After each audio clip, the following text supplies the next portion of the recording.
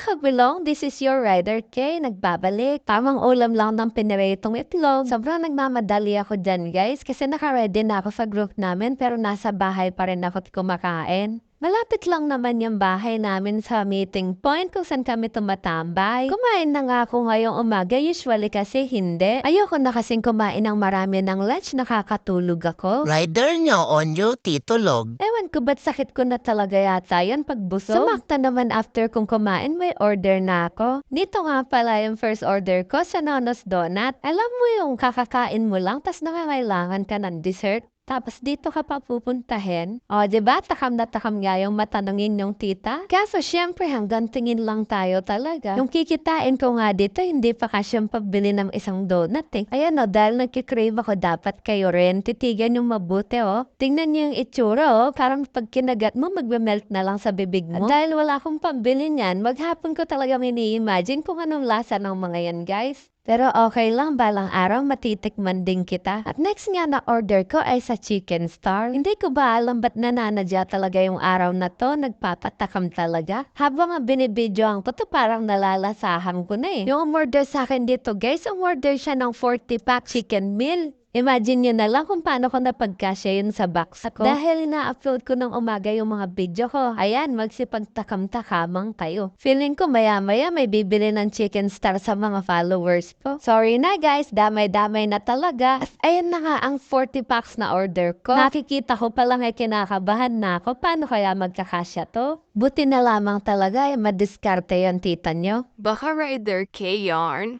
Ito nga palang kabuuan nilang lahat. By the way, ate sa Chicken Star, thank you sa pag-follow sa akin. God bless you po. At nung na-deliver ko nga yan ay meron akong tip. Maraming salamat po, poging customer. Ang susunod ko naman na task ay pick and drop. Dineliver ko lang to sa isang dental clinic. Siguro tintayan ng printer, wala akong idea. After nga nitong order na to ay sobrang tumal na naman. Kaya ang ginawa ko na lang, bumalik ako kung kanino ko to galing. Siya pala yung nag-request sa akin, si Sir Dindo. Thank you so much po for requesting me, sir. At dahil malapit naman ta sa tambayan, sa aming starting point, nakitambay na lang ko sa shop ni Sir Dindo. Located lang ta sa RRR building sa pinakabungad ng intersection, guys. Nagpiprint din kami sa ATAD delivery service, guys. Kaya kung tinatamad kayong lumabas at may gusto kayo may paprint, sabihan nyo lang kami. Kami nang bahala sa'yo.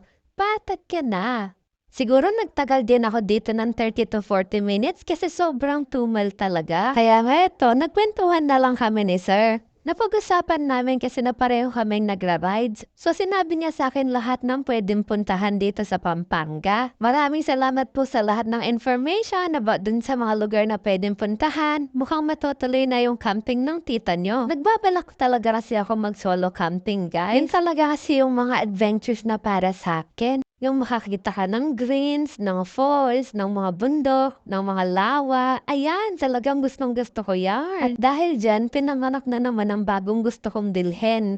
Bibili ako ng drone as soon as possible pag wala na akong utang at nakaipon na ako. Siguro sa pagiging vlogger, sakit na to. Nakaka-excite bumili ng mga gadget na talagang magagamit ko. Anyways guys, thank you so much for watching my videos. Sana nandyan pa sa mga upcoming more videos. Okay, follow na lang din ako sa YouTube, guys. Rider K, thank you so much po. Bye!